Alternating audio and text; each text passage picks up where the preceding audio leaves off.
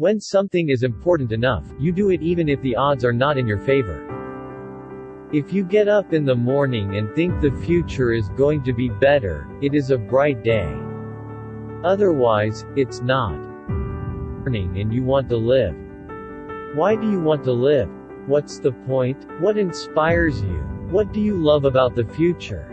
If the future does not include being out there among the stars and being a multi-planet species, I find that incredibly depressing.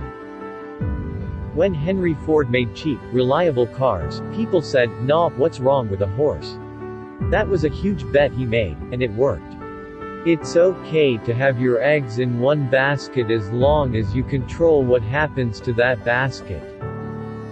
If you go back a few hundred years, what we take for granted today would seem like magic, being able to talk to people over long distances, to transmit images, flying, accessing vast amounts of data like an oracle.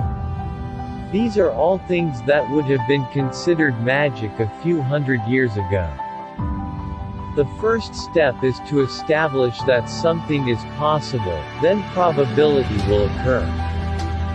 I think it is possible for ordinary people to choose to be extraordinary. Patience is a virtue, and I'm learning patience. It's a tough lesson. I think it's very important to have a feedback loop, where you're constantly thinking about what you've done and how you could be doing it better. I think that's the single best piece of advice. Constantly think about how you could be doing things better and questioning yourself. Failure is an option here.